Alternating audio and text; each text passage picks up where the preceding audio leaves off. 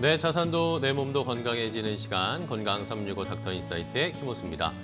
자, 오늘은 요즘 투자 많이 하시죠. 네, 투자를 하면서 수익률을 얼마나 극대화해야 하나라는 생각도 많이 하실 텐데 오늘은 자산을 불리는 것만큼 중요한 절세 전략에 대해서 자세하게 알려드리도록 하겠습니다. 그리고 또 요즘 많은 자산가들이 왜 달러나 아니면 미국 주식에 주목을 하는지도 함께 알아보면서 여기에서도 우리 자산을 늘릴 수 있는 힌트를 얻어보겠고요.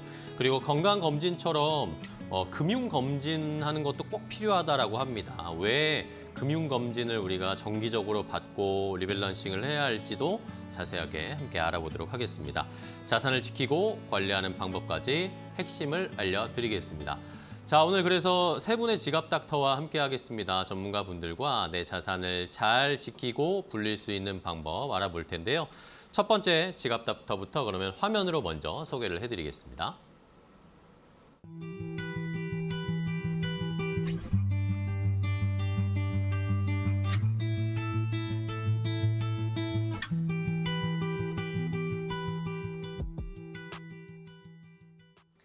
자, 첫 번째 함께 해주실 지갑 닥터 직접 만나고 인사 나눠보도록 하겠습니다. IFA 명문사업단의 김미선 팀장 모셨습니다. 팀장님 안녕하세요. 안녕하세요. 네, 반갑습니다. 우리 시청자분들께 인사 좀 부탁드릴게요. 네.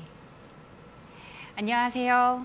재무 건강을 설계하는 IFA 김미선 팀장입니다. 초대해 주셔서 감사합니다. 꼭 알아야 할 절세 계좌 3총사에 대해서 이야기하겠습니다. 네, 알겠습니다. 자, 김미선 팀장님과 우리 절세할 수 있는 노하우를 함께 알아보도록 할 텐데 일단은 그래서 저희가 시청자분들의 사연을 좀 받아봤습니다. 첫 번째 시청자분께서는 어떤 고민을 가지고 궁금증이 있으신지 먼저 화면을 통해서 사연 확인해 보도록 하겠습니다.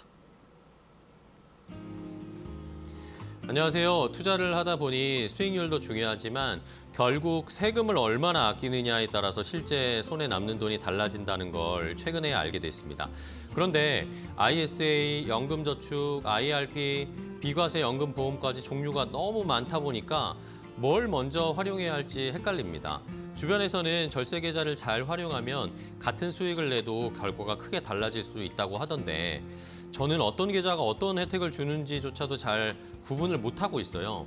괜히 하나만 선택했다가 더 좋은 기회를 놓치는 건 아닐지도 걱정이 되는데요. 수익률만큼 중요한 절세를 위해서 ISA, 연금저축, IRP, 비과세 연금보험을 어떻게 활용해야 하는지 각 상품의 역할과 활용 순서를 자세하게 알려주세요.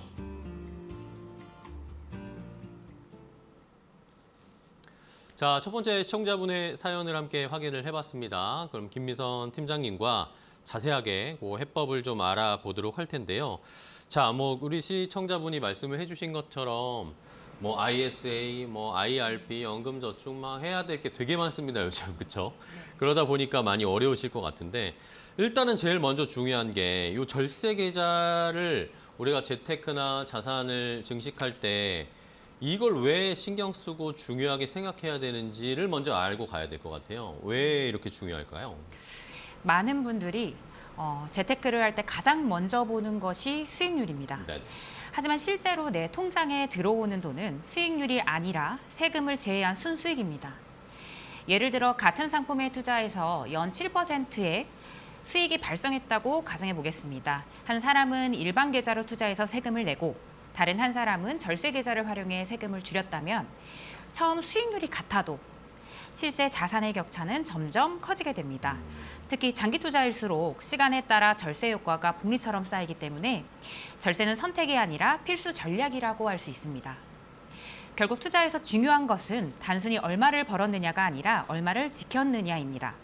그래서 금융 전문가들은 수익률인 시장이 결정하지만 절세는 내가 결정할 수 있는 수익률이라고 이야기합니다.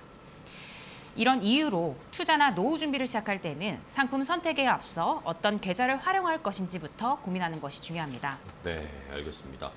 자, 수익률은 시장이 결정하지만 절세는 내가 결정하는 거다. 이걸 알아야 내가 세금으로 조금 더 내 소득이나 나의 수익을 올릴 수가 있는 거, 높일 수가 있는 거겠죠. 그런 취지에서 최근에 ISA에 대해서 관심을 가지시는 분들이 굉장히 많으시더라고요. 요즘 왜 이렇게 관심이 많은지 또 ISA를 제가 들었을 때 만능 통장 이렇게 약간 별명 같은 게 붙어 있던데 왜 그런 건가요? 네, 최근 ISA 가입자가 크게 늘고 있는데요. ISA는 개인 종합 자산관리 계좌의 약자로 흔히들 만능 통장이라고 불리는데요. 네네. 그 이유는 하나의 계좌 안에서 ETF, 예금, 펀드, 채권 등 다양한 금융상품을 운영할 수 있기 때문입니다. 쉽게 말해서 상품에 따라 여러 개의 통장을 따로 개설하고 관리할 필요 없이 하나의 계좌로 자산 관리가 가능하다는 장점이 있습니다. 또 ISA의 가장 큰 매력은 절세 혜택입니다. 계좌 내에서 발생한 수익에 대해 보통 200만 원에서 400만 원까지 비과세 혜택을 받을 수 있고요. 비과세 한도를 초과한 수익도 일반 금융상품보다 낮은 9.9% 분리과세가 됩니다. 네. 특히 ISA는 수익과 손실을 합산해서 과세하는 소익 통산이 가능하다는 특징이 있습니다. 예를 들어 ETF에서 300만 원의 수익이 나고 다른 상품에서 100만 원의 손실이 발생했다면 실제 이익인 200만 원을 기준으로 과세 여부를 판단합니다. 그래서 ISA는 투자, 자산관리, 절세라는 세 가지 장점을 모두 갖춘 계좌이기 때문에 맞는 통장이라고 불리고 있습니다.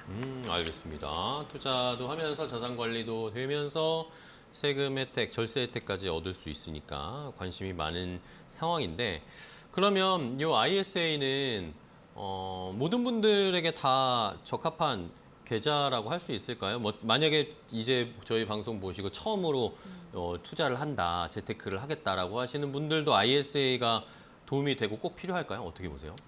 네, 오히려 재테크를 처음 시작하는 분들에게 네. 가장 먼저 추천드리고 싶은 계좌입니다. 그 이유는 오, 처음 투자를 시작하는 많은 분들이 개별 종목이나 수익률에만 집중하기 쉬운데요. ISA는 투자 수익에 대해 비과세 및 저율 분리과세 혜택을 제공하기 때문에 절세 습관까지 자연스럽게 함께 익힐 수 있기 때문입니다. 네네. 둘째로 다양한 금융상품을 한 계좌에서 운영할 수 있기에 자신의 투자 성향에 맞게 자산을 배분하는 경험을 쌓을 수 있습니다. 그리고 셋째로 ISA는 계좌 내 수익과 손실을 합산하는 손익통산이 가능하기 때문에 투자 과정에서 발생할 수 있는 손실 부담도 어느 정도는 완화할 수가 있습니다. 결국 ISA는 투자 연습도 하고 절세도 하고 자산관리 경험도 쌓을 수 있는 계좌이기 때문에 재테크를 처음 시작하는 분들에게 가장 추천하는 입문용 절세 계좌라고 말씀드릴 수 있습니다. 또한 투자 경험이 쌓인 분들에게도 유용합니다. 자산 규모가 커질수록 세금 부담도 커지기 때문에 ISA를 활용해야 같은 수익을 얻더라도 더 많은 자산을 남길 수가 있습니다. 재테크 초보자에게는 투자 습관을 만드는, 투자 경험자에게는 세금을 줄여 주는 계좌라는 점에서 ISA는 거의 모든 투자자에게 필요한 계좌라고 볼 수 있습니다. 그래서 저는 사회 초년생부터 직장인 그리고 본격적으로 자산 관리를 시작하는 분들까지 누구에게나 가장 먼저 고려해 볼 절세 계좌라고 말씀드리고 싶습니다. 네, 알겠습니다. ISA는 뭐 투자하시고 노후 준비하시는 분들이라면 기본적으로는 하나씩 준비를 하시는 게 좋겠다라는 의견이셨고, 자 그럼 ISA를 살펴봤고 이번에는 이 노후 준비를 위해서 조금 더 본격적으로 준비를 하시는 분들은 이제 연금저축 계좌라든지 IRP라든지 이런 거를 준비해야 된다라고 얘기를 많이 들으세요. 이것도 노후 준비에 꼭 필요한 상품이잖아요. 이게 또 좋은 점, 이득이 되는 점 뭐가 있을까요? 네, 연금저축과 IRP가 노후 준비 필수 계좌로 불리는 네. 가장 큰 이유는 절세와 노후 자금 마련을 동시에 할 수 있기 때문입니다. 보통 투자는 돈을 모은 다음 세금을 내게 되는데요. 네네. 연금저축과 IRP는 돈을 넣는 순간부터 세액공제 혜택을 받을 수 있습니다. 그래서 연말정산 시즌이 되면 항상 빠지지 않고 언급되는 대표적인 절세 상품입니다. 네.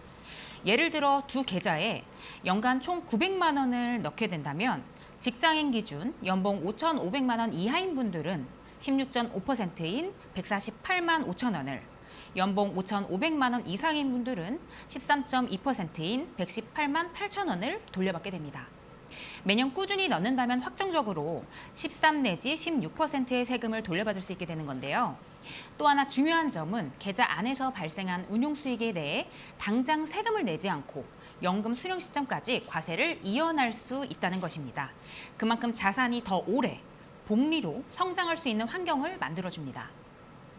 그리고 은퇴 후 연금으로 수령할 때는 일반 금융소득세보다 낮은 연금소득세가 적용이 되기 때문에 가입할 때, 운용할 때, 그리고 연금을 받을 때까지 절세 혜택이 이어지는 구조라고 할 수 있습니다. 따라서 연금저축과 IRP는 단순한 투자계좌가 아니라 현재 세금을 줄이고 미래 노후를 준비하는 필수 절세계좌라고 말씀드릴 수 있습니다. 그렇군요. 그러면은 연금저축도 있고 IRP도 있잖아요. 그럼 이거를 두 개를 어떻게 활용을 해야 되는지 이제 약간 어려워하시는 시청자분들이 계시더라고요. 아니면은 뭐 좋은 거니까 두 개 다 하는 게 좋은 건지 아니면 어떻게 나눠서 관리하는 게 좋을까요? 네, 많은 분들이 연금저축과 IRP 중 하나만 선택해야 하는 것으로 생각을 하시는데 사실은 두 계좌를 함께 활용하는 것이 가장 효과적입니다. 먼저 연금저축은 비교적 운영이 자유롭고 중도 인출이 일부 가능하기 때문에 투자 유연성이 높은 편입니다. 그래서 노후 준비를 시작하는 분들이 가장 먼저 접근하기 좋은 계좌라고 볼 수 있습니다. 반면 IRP는 노후 자금 목적으로 만들어진 계좌인 만큼 안전자산을 일부 편입해야 하고 중도 인출이 제한적이지만 그만큼 강제저축 효과가 있고 세액공제 한도를 추가로 활용할 수 있다는 장점이 있습니다. 특히 연말정산 절세 효과를 최대한 활용하고 싶은 직장인이라면 연금저축과 IRP를 함께 활용하는 것이 가장 효율적인 전략이라고 말씀드릴 수 있습니다. 결국 연금저축은 적극적이고 유연한 노후준비 계좌, IRP는 안정적이고 강제성이 있는 노후준비 계좌라고 생각하시면 이해하기 쉽습니다. 알겠습니다. 약간의 뭐 차이가 있긴 하지만 IRP와 연금저축 뭐 여유가 있으신 분들은 두 개를 다 함께 극대화 해보는 게 가장 좋은 방법이실 것 같고요. 자, 그 다음에는 이제 비과세 연금보험도 시청자분들이 많은 관심을 가지고 계세요. 근데 이건 이제 비과세라는 게 붙어 있으니 뭔가 세제 혜택이라든지 세금 혜택이 있는 것 같은데 이게 연금저축이랑은 어떤 차이가 있는지를 좀 헷갈리고 어려워하시더라고요. 설명 좀 부탁드릴게요. 네. 연금저축과 비과세 연금보험을 비슷한 상품으로 생각하시는데 네. 가장 큰 차이는 혜택을 언제 받느냐에 있습니다. 먼저 연금저축은 납입할 때 세액공제 혜택을 받는 상품입니다. 그래서 연말정산 때 환급을 받을 수 있는 대신 나중에 연금을 수령할 때는 연금소득세를 부과하게 됩니다. 반면 비과세 연금보험은 납입할 때 세액공제 혜택은 없지만 일정 조건을 충족하면 나중에 연금을 받을 때 발생하는 이자 소득에 대해 일절 세금을 내지 않습니다. 그래서 비과세 연금보험이라고 부르는 건데요. 소득세법상 월 적립식 저축성 보험의 비과세 요건은 계약 기간이 10년 이상이고 납입 기간이 5년 이상이며 매월 납입하는 보험료가 150만 원 이하인 경우를 말합니다. 또 연금저축은 연말정산 환급 효과를 원하는 직장인에게 유리하고요. 비과세 연금보험은 장기적으로 목돈을 운용하면서 세금 부담을 줄이고 싶은 분들에게 적합합니다. 따라서 두 상품은 경쟁 관계라기보다는 목적이 다른 상품입니다. 노후 준비를 하면서 연말정산 혜택을 받고 싶다면 연금저축이, 장기적인 비과세 자산을 만들고 싶다면 비과세 연금보험이 유리할 수 있습니다. 알겠습니다. 요 세제 혜택이 어느 시점에 있느냐 이것의 차이가 있으니까 이 시청자분들의 상황에 맞게 선택을 해주시면 좋을 것 같고 그러면은 저희가 지금 쭉 알아봤잖아요. 연금저축, IRP 그리고 ISA 그리고 이 비과세 연금보험까지 이렇게. 그러면 이거를 뭐 다 따로따로 하는 것도 좋지만 이걸 잘 조합하면 또 여기에서 효과를 극대화할 수 있다면서요. 그거 좀 알려주십시오. 네, 사실 절세 계좌는 하나만 선택하는 것보다 목적에 맞게 나누어서 함께 활용하는 것이 훨씬 효과적입니다. 각 계좌마다 절세 혜택과 역할이 다르기 때문인데요. 먼저 ISA는 투자 자금을 운용하면서 절세 혜택을 받을 수 있는 기본 계좌입니다. 재테크를 시작하는 분들이 가장 먼저 활용하기 좋은 계좌라고 볼 수 있습니다. 다음으로 연금저축과 IRP는 노후 준비와 연말정산 세액공제를 위한 계좌입니다. 현재 세금 부담을 줄이면서 노후 자금을 마련하는 역할을 합니다. 마지막으로 비과세 연금보험은 장기적으로 안정적인 노후 자산을 만들고 향후 세금 부담을 크게 줄이는 데 활용할 수 있습니다. 실제로 ISA로는 투자 자산을 관리하고 연금저축과 IRP로는 연말정산 혜택을 챙기고 추가 노후 자금은 비과세 연금보험으로 장기 운용하는 방식이 많이 활용됩니다. 결국 절세계좌 3총사는 서로 경쟁하는 상품이 아니라 각자의 장점을 활용해 자산 관리의 빈틈을 채워주는 역할을 한다고 볼 수 있습니다. 알겠습니다.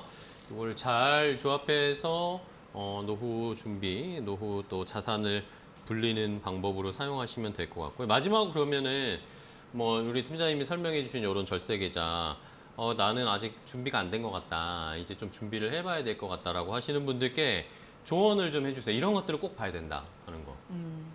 네, 절세 계좌를 준비할 때 가장 중요한 점은 상품보다 계좌를 먼저 봐야 한다는 점입니다. 우리는 미래의 시장을 정확하게 예측할 수 없습니다. 하지만 어떤 계좌를 활용할지, 세금을 얼마나 줄일지는 스스로 선택을 할 수 있습니다.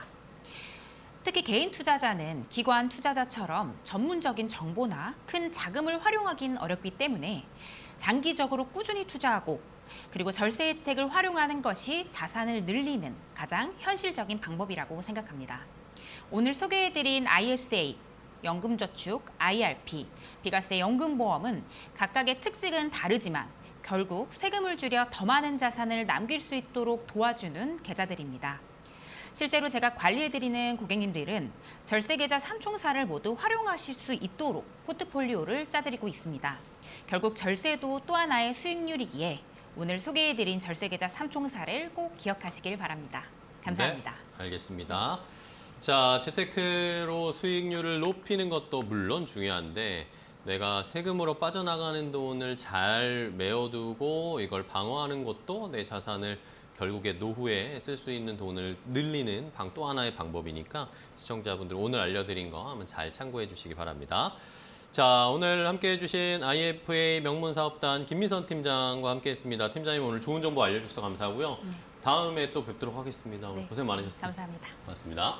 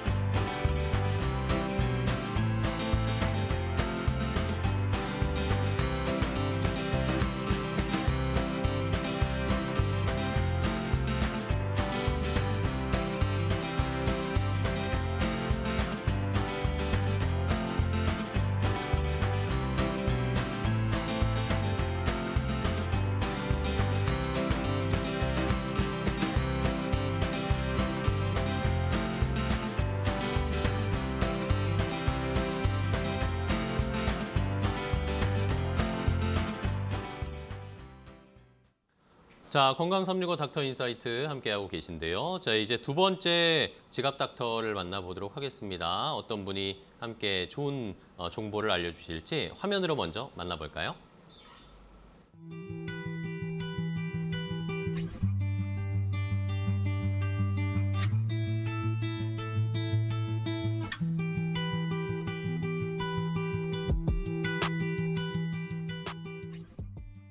자, 두 번째 함께 해주실 지갑닥터 직접 인사 나눠볼게요. IFA 명문사업단의 변교영 FA입니다. 안녕하세요, FA님. 반갑습니다. 안녕하십니까. 네, 시청자분들께 인사 좀 부탁드릴게요. 안녕하세요. IFA 명문사업단의 변교영입니다. 오늘은 미국 주식 투자와 달러를 왜 모아가야지에 대해서 가볍게 이야기를 좀 나눠보도록 하겠습니다. 네, 알겠습니다. 자, 변교영 FA와 함께 달러, 미국 주식 관련된 투자 이야기 알아볼 텐데, 자, 그래서 시청자분이 또 궁금하신 사연을 알려주셨어요. 어떤 게 고민이신지, 어떻게 내 자산을 늘려야 할지 고민이신 두 번째 시청자분의 사연 함께 만나볼까요? 안녕하세요. 주변을 보면 자산이 많은 분들일수록 국내 자산만 보유하는 게 아니라 달러와 미국 주식을 꾸준히 모아가고 있는 것 같더라고요. 저도 관심은 있지만 이미 많이 오른 것 같아서 지금 시작해도 늦지 않은 건지 고민이 됩니다. 특히 달러는 환율에 따라 가치가 달라지고 미국 주식은 국내 주식과 무엇이 다른지 명확하게 이해가 되지 않거든요. 단순히 미국 경제가 크기 때문인지 아니면 자산가들이 달러와 미국 주식을 선택하는 다른 이유가 있는지 궁금합니다. 자세하게 알려주세요.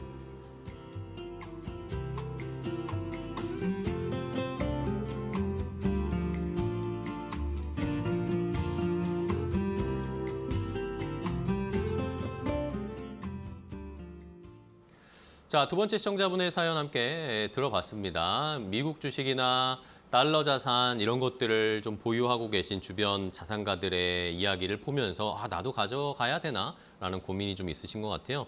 그럼 변규영 FA님과 자세하게 좀 이야기를 나눌게요. 시청자분의 사연 함께 들어보셨잖아요. 네. 요즘 투자할 수 있는 시장이나 상품이나 이런 것들이 너무나 많지만 특히 또 달러라든지 미국 주식, 달러 기반의 자산 이런 것들을 많이 가지고 있어야 된다라고 하시는 분들도 많더라고요. FA님은 어떻게 생각하시는지 왜 이런 게 달러랑 미국 주식이 계속 함께 이야기되는 걸까요? 네, 요즘 다들 주식 많이 하고 계시죠? 네네. 주식 많이 하고 계시는데 국내 주식과 다르게 역사적으로 미국의 주식시장은 우상향이 보장되어 있다고 해도 과언이 아닙니다. 그렇죠. 이제 다만 여기서 말하는 건 개별 종목이 아니라 S&P 500이나 나스닥 같은 지수를 지금 말씀드리고 있습니다. 지수에 편입되는 종목은 항상 동일하지 않고 시장의 변화를 반영하기 위해 정기적으로 조정과 재편성을 거칩니다.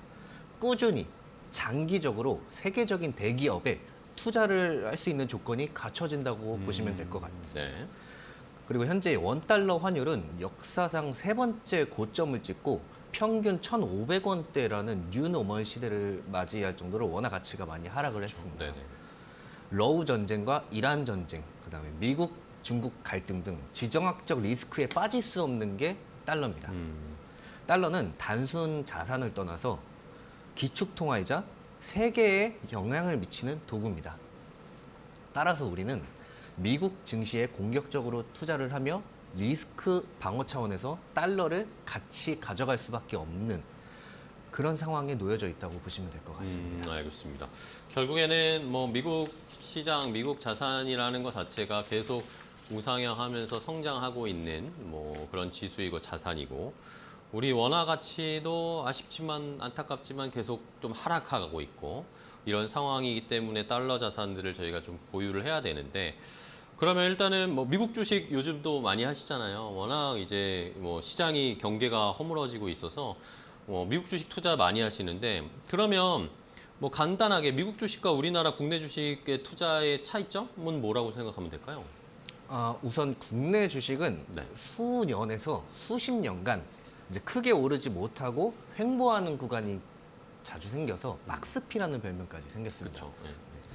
근데 이제 또한 이제 그래프에 이제 보시면 반도체 산업에 저희는 의존이 많이 됩니다. 반도체 산업이 많이 돼가지고 이제 두 종목 삼성전자랑 SK하이닉스 두 종목이 코스피 전체의 절반 이상을 차지하는 경우도 생깁니다. 네. 또한 이제 낮은 주주 환원과 배당 문제도 이제 빠질 수가 없죠. 코로나 이후로 개인 투자자 비중이 많이 높아졌지만 평균 보유 기간이 9일 정도밖에 안 된다는 분석이 나올 정도로 장기 보유가 아닌 변동성과 단기 수급 영향이 큰 위험한 시장이라고 보는 관점도 많습니다. 그에 반해 미국은 지속적으로 미래 산업이 등장하며 특정 업종에 의해 좌우가 되지 않는 구조를 가지고 있습니다. 배당이나 환원도 강한 편이고 기업 가치가 수배에서 수십 배까지 성장하면서 장기적인 관점에서 투자를 이어나갈 수 있게 돼 있죠. 네. 또한 위에서 말한 것처럼 이제 원달러 환율이 점점 오름에 따라 환차익까지 노려볼 수가 있습니다.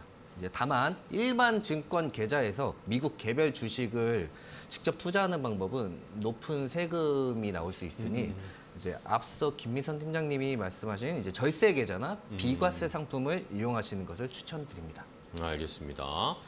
자, 이렇게 우리 시장이 최근에 지수가 많이 올라오긴 했지만 여전히 특정 업종이나 종목에 편중되어 있고 사실 또 변동성도 너무 심하고 이런 것들 때문에 미국 주식을 많이 하고 계시죠. 그러면은 여기에 플러스로 달러 자산 자체를 좀 모아야 된다라는 그런 의견들도 많이 있으시더라고요. 근데 이게 뭐 단순히 지금 환율이 높이 $1 환율이 1,500원까지 높이 올라갔으니까 환차익 때문이다라고만은 볼 수 없을 것 같거든요. 달러를 모아야 되는 이유는 뭘까요? 물론 이제 단순히 환차익만 노리고 달러를 모으는 건 아닙니다. 네네. 많은 자산가들이 장기적인 관점에서 달러를 모으는 이유는 생존과 자산 방어라고 보시면 됩니다. 이제 투자의 기본은 잃지 않아야 됩니다. 네. 잃지 않아야 되는데 그래서 목적과 기간에 따라서 자산 분배를 하는데 한국의 자산은 대부분이 부동산에 치우쳐져 있고 그렇죠. 이제 앞서 말씀드린 것처럼 국내 주식 시장의 변동성이 너무 크기 때문에 금리와 환율의 영향에 따라서 우리가 가진 자산은 크게 타격을 입을 수 있습니다. 전 세계가 전쟁이나 금융 위기가 올 때마다 금이나 달러에 대한 수요가 늘어나는 걸 보셨을 겁니다. 네네. 이제 기축 통화인 달러를 모아가는 것은 이제 단순한 이제 환차익뿐 아니라 이제 상승장에서는 환차익과 투자 수익을 증가시키지만 이제 변동성이 크거나 위기 상황에서는 원화 가치 하락에 대한 내 자산을 방어할 수 있기 때문에 모아간다고 생각하시면 될 것 같습니다. 알겠습니다.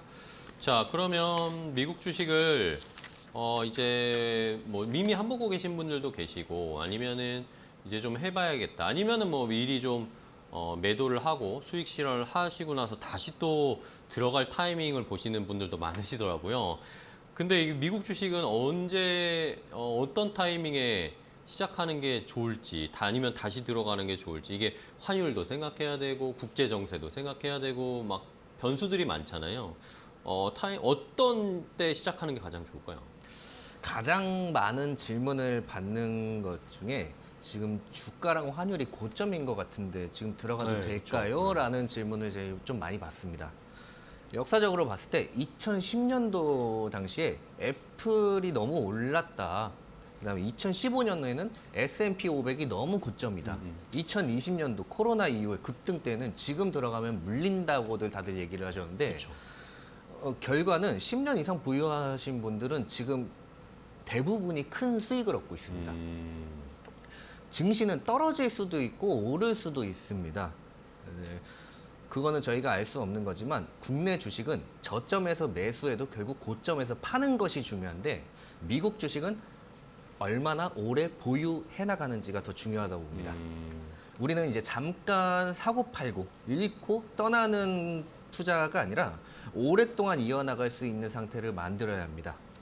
저점 매수만 노리면서 이제 기다리시기보다는 지금 당장 조금씩이라도 이제 모아가는 것을 추천드립니다. 네, 지금 뭐 환율이 높거나 이런 상황이어도 모아가면서 분할 매수를 해 나가면서 그러면 이제 단평균 단가도 낮아질 거고 이런 식으로 모아가야 된다. 저점에서 기다렸다가 와 모두 사야지 이런 전략보다는 나눠서 중장기적으로 가야 된다는 건데 근데 많은 뭐 투자하시는 분들이 미국 주식 그렇게는 알고 있는데 이론적으로는 그렇죠.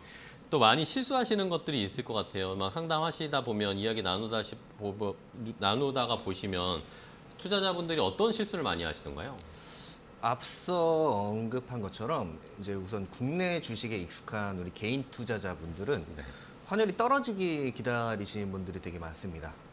근데 실제로 환율이 떨어지는 것보다 그 사이에 주식이 더 오르는 경우가 더 많습니다. 그리고 처음부터 개별 종목에 올인을 하기보다는 S&P나 나스닥 같은 지수로 시작을 하고 목돈을 한 번에 넣기보단 적립식으로 매수를 하는 것을 추천드립니다. 이제 요약하면 떨어지기까지 기다리지 말고 개별 종목이 아닌 지수의 적립식으로 꾸준히 매수를 하고 이제 떨어진다고 바로 파는 습관을 버리셔야 될 것 같습니다.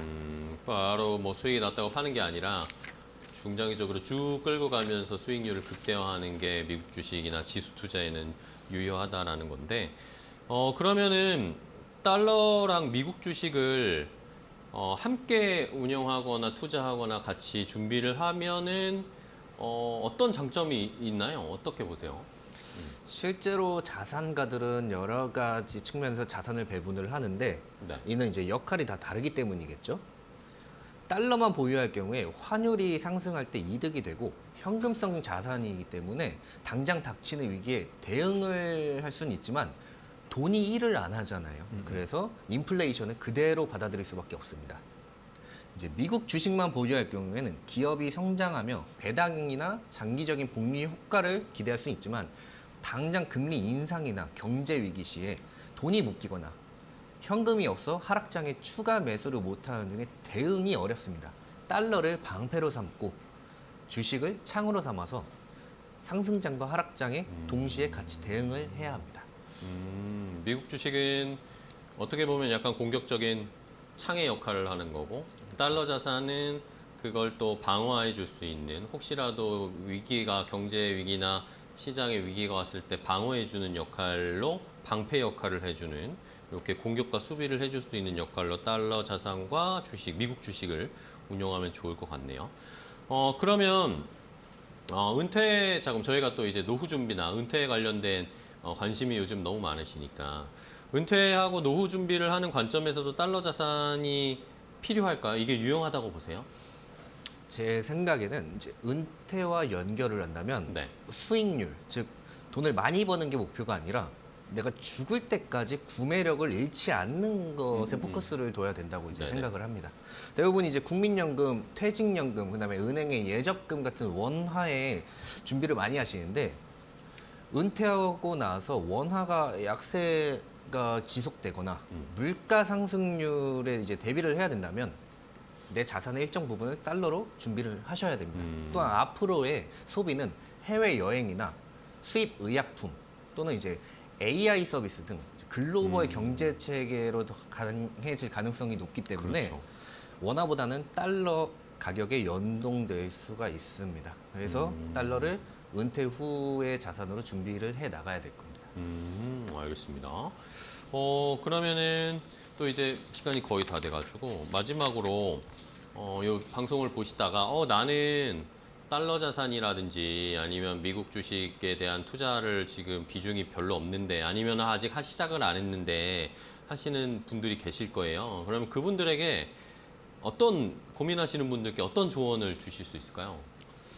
앞서 계속 말씀드린 것처럼 처음이시라면 개별 종목을 들어가기보단 지수를 따라가고 단기간에 사고팔고를 반복하는 게 아니라 꾸준히 적립식으로 매수를 하시길 바랍니다.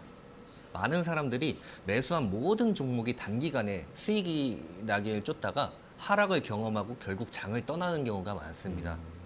수익률을 추구하되 리스크를 방어할 수 있는 수단도 챙겨야 됩니다. 살면서 언제 또다시 금융위기가 찾아올지는 아무도 모릅니다. 중요한 건 앞으로 평생 투자를 유지할 수 있는 시스템을 구축해야 됩니다. 그리고 매년 반복되는 단기 조정을 추가 매수의 기회로 삼으시는 것도 좋을 것 같아요. 위기는 또 하나의 기회가 될 수 있습니다. 우리는 시간이 곧 돈이고 그 시간이 우리에게 돈을 벌어다 줄 겁니다. 알겠습니다. 자, 이렇게 많은 우리 시청자분들 중에 부동산으로만 자산을 많은 비중 가지고 계시다거나 아니면은 국내 주식이나 국내 자산으로만 포트를 구성하고 계신 분들이 많으실 텐데 이게 나의 자산을 방어하는 측면에서도 달러 자산이나 미국 주식을 은퇴하는 개념으로 봤을 때도 필요하다라는 거 잘 한번 참고해 주시고요. 해외 투자, 미국 투자, 달러 투자도 한번 잘 고려해 보시기 바랍니다. 자, 오늘 IFA 명문사업단의 변교영 FA와 함께했습니다. FA님 오늘도 좋은 전략, 정보 소개해 주셔서 감사하고요. 다음에 또 기회 되면 뵙도록 하겠습니다. 고생 많으셨습니다. 네, 수고하셨습니다.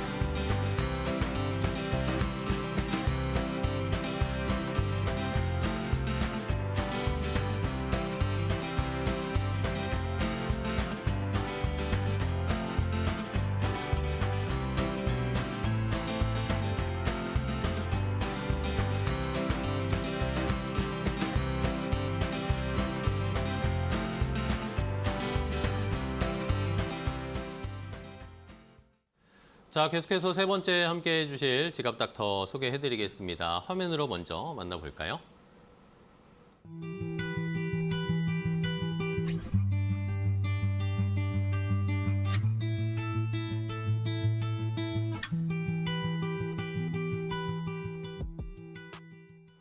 자, 이번에 함께해 주실 지갑닥터 직접 인사 나눠보겠습니다. IFA 명문사업단 이한별 FA입니다. FA님 안녕하세요. 안녕하세요. 네, 반갑습니다. 시청자분들께 인사 부탁드릴게요. 안녕하세요. 돈의 현재를 진단하고 미래를 설계하는 IFA 명문사업단 이한별 FA입니다. 오늘은 여러분의 재무 건강 상태를 확인하는 금융검진에 대해 이야기해 보겠습니다. 네, 알겠습니다. 자, 이한별 FA님과 그러면 또 어떤 우리 금융검진이 필요한 이유 알아볼 텐데 이번에도 역시 시청자분의 사연을 함께 받아봤거든요. 세 번째 시청자분의 사연도 먼저 확인을 해보겠습니다. 안녕하세요. 건강검진은 매년 꼬박꼬박 받으면서도 정작 제 보험과 자산 상태는 언제 점검했는지 기억이 잘 나진 않습니다.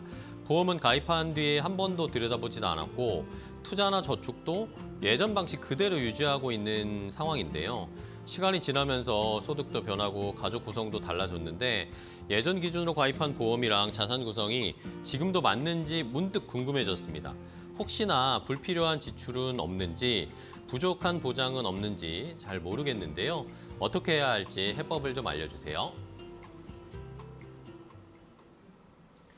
자, 세 번째 시청자분의 사연을 함께 받아봤습니다. 다 함께 들어봤는데 이한별 FA님과 바로 이야기 나눠볼게요.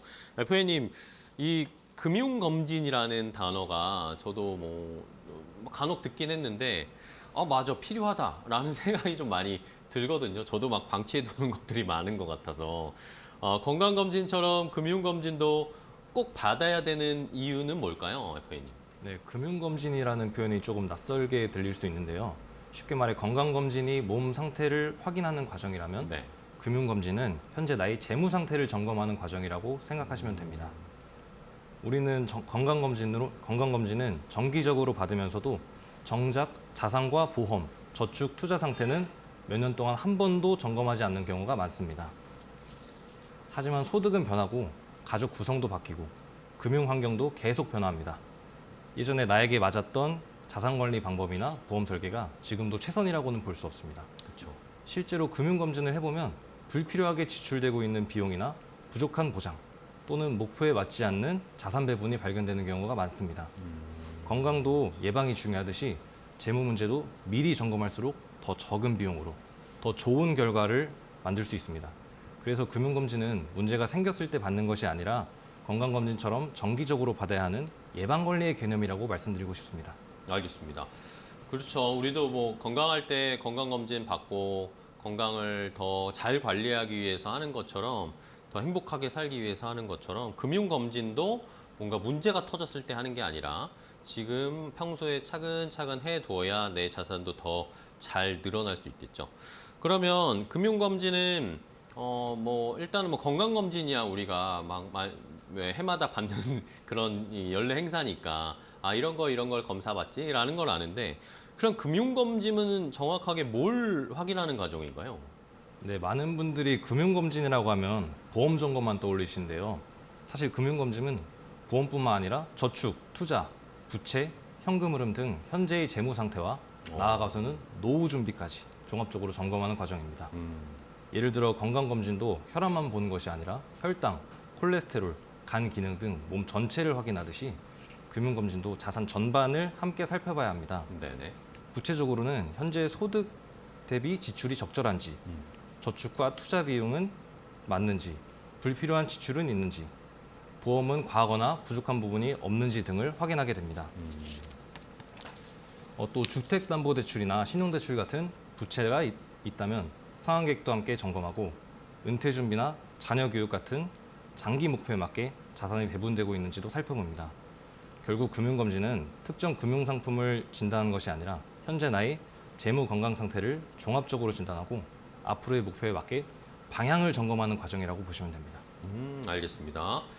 자, 보험이나 뭐 이런 국한된 것이 아니라 나의 재무 상태, 경제 상태, 그리고 소비 행태 이런 것들을 전반적으로 점검해야 된다라는 건데 그러면은 우리 FA님이 실제로 뭐 상담을 하시거나 같이 이야기를 나눠보시면 요 금융검진을 해보면 어떤 문제들이 많이 발생을 하던가요? 그게 궁금합니다. 예.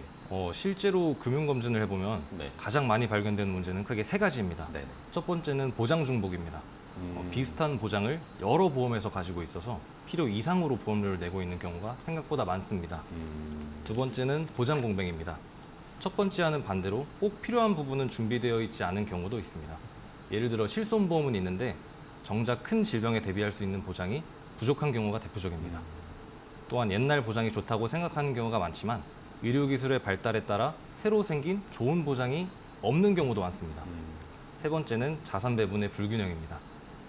저축은 많이 하고 있지만 투자 비중이 너무 낮거나 반대로 투자에만 집중하고 비상자금은 전혀 준비되어 있지 않은 경우도 자주 발견됩니다.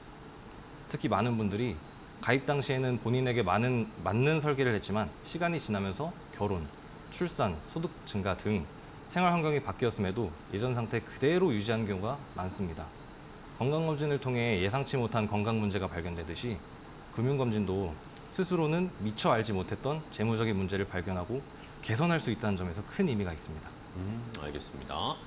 자, 크게 뭐 세 가지 정도 시청자분들도 나도 여기에 해당되나라고 한번 판단을 해보시는 게 좋을 것 같고요. 그러면은 보험 같은 경우에 아까 첫 번째에서 좀 이야기를 해주셨는데 보험을 가입을 하고 사실 많은 분들이 처음에 고민해서 보험을 상담하고 들어놨지만 이걸 그냥 아예 내가 처음에 잘 세팅했으니까 잘 그냥 가져가면 되겠지라고 생각하시는 분들이 꽤 많아요. 저도 그랬고. 그래서 오랫동안 점검하지 않는 분들이 많으실 것 같은데 이거는 그러면은 어느 정도에 한 번씩 점검을 해주는 게 좋을까요? 뭐 매년 점검을 해야 되는 건지, 뭐 아니면 2, 3년, 뭐 4, 5년에 한 번씩 점검을 해야 되는 건지 어떻게 생각하세요? 보험은 한 번 가입했다고 끝나는 상품이 아니라 네. 삶의 변화에 맞춰서 정기적으로 점검해야 하는 상품입니다. 저는 기본적으로 1년에 한 번 정도는 금융점검을 받아보시길 권해드립니다. 다만 더 중요한 것은 기간보다는 변화입니다. 예를 들어 취업, 이직, 결혼, 출산, 주택 구입, 승진, 은퇴 준비와 같은 큰 변화가 생겼다면 반드시 점검이 필요합니다. 큰 변화가 생겼다면 반드시 점검이 필요하고 왜냐하면 소득 수준이 달라지고 가족 구성원이 바뀌고 필요한 보장과 자산 관리 전략도 달라질 수 있기 때문입니다. 실제로 상담을 하다 보면 10년 전 가입한 보험을 한 번도 점검하지 않은 경우가 많습니다. 그 사이 의료기술도 발전했고 보험 상품과 보장 내용도 많이 바뀌었는데 예전 기준으로만 유지하고 있는 경우가 대부분입니다. 건강검진도 몸 상태가 변하면 추가 검사를 하듯이 금융도 인생의 변화가 있으면 점검을 하는 것이 가장 현명한 방법이라고 봅니다. 알겠습니다. 이게 뭐 꼭 정해진 기간에 따라서 뭐 점검을 하는 게 아니라 물론 그러면 너무 좋지만 시간이 없고 바쁘신 분들은 나의 인생의 중요한 뭔가 변곡점일 때 결혼을 한다거나 취업을 한다거나 출산을 한다거나 할 때 한 번씩은 꼭 점검을 하셔야 된다라는 팁을 알려주셨어요. 그러면은 요 금융검진을 통해서 보험 내가 만약에 불필요하거나 중복되거나 이런 것들을 찾게 되면은 실제로 보험료도 줄일 수 있나요? 비용의 절감 효과도 있을까요? 네, 가능합니다. 다만 금융검진의 목적은 무조건 보험료를 줄이는 것이 아니라 네네. 현재 상황에 맞게 보험료를 효율적으로 사용하는 데 있습니다. 실제로 상담을 해보면 비슷한 보장을 여러 개 가입해서 중복으로 보험료를 내고 있는 경우가 많습니다. 네네. 또 현재는 필요성이 낮아진 특약을 유지하거나 반대로 꼭 필요한 보장은 부족한 경우도 발견됩니다. 이런 부분을 점검하면 불필요한 지출은 줄이고 꼭 필요한 보장은 유지하면서 보험료 부담을 낮출 수 있는 경우가 있습니다. 반대로 보험료가 무조건 적다고 좋은 것도 아닙니다. 보험료를 아끼려다가 정작 필요한 보장이 부족해지는 경우가 있기 때문입니다. 그래서 금융검진은 단순히 보험료를 줄이는 작업이 아니라 내가 내고 있는 보험료가 현재의 나와 가족에게 적절하게 사용되고 있는지 확인하는 과정이라고 보시면 됩니다.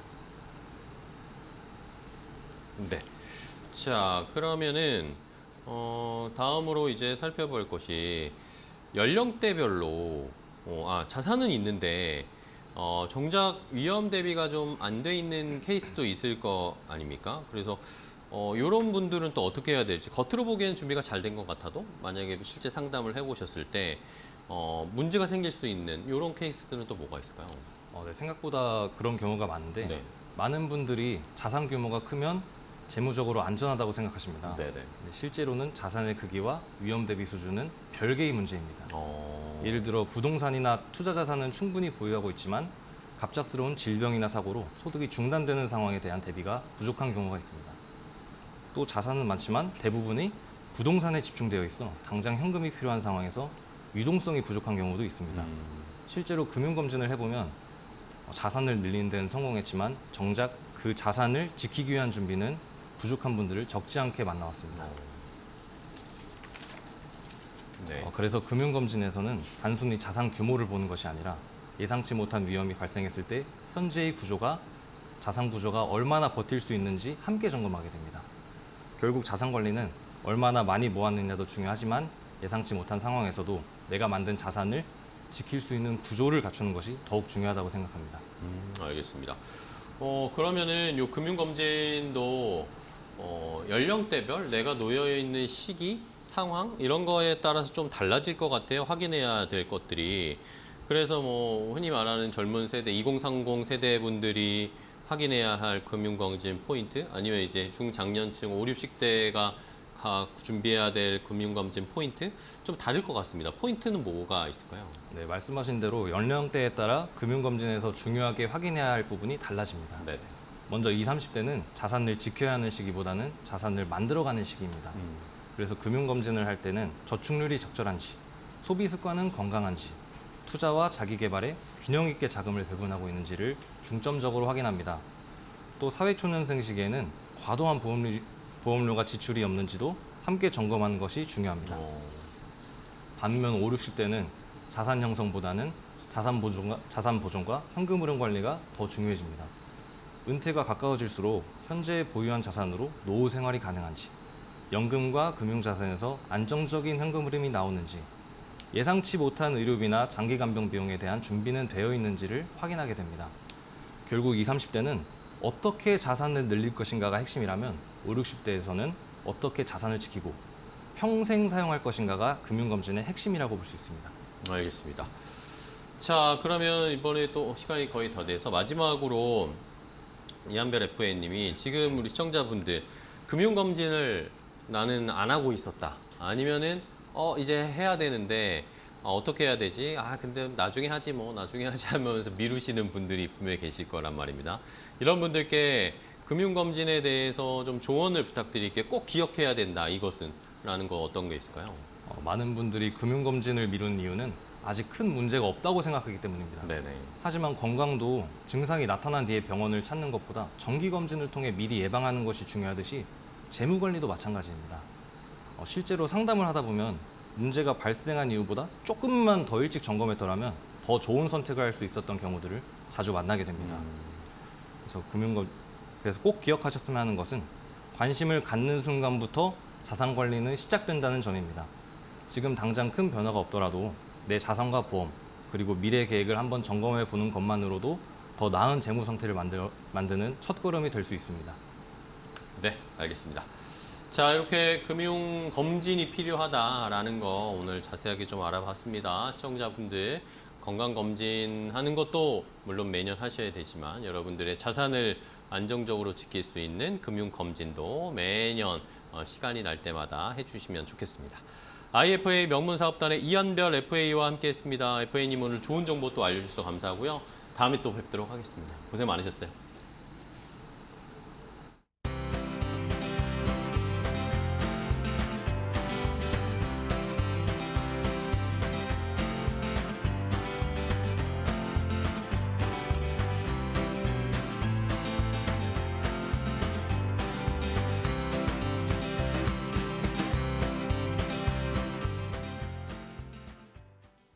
건강 365 닥터 인사이트 저희가 준비한 정보는 여기까지 전해드리겠습니다. 저희는 다음 시간에 더 좋은 정보 가지고 찾아뵐게요. 시청해주신 여러분 고맙습니다.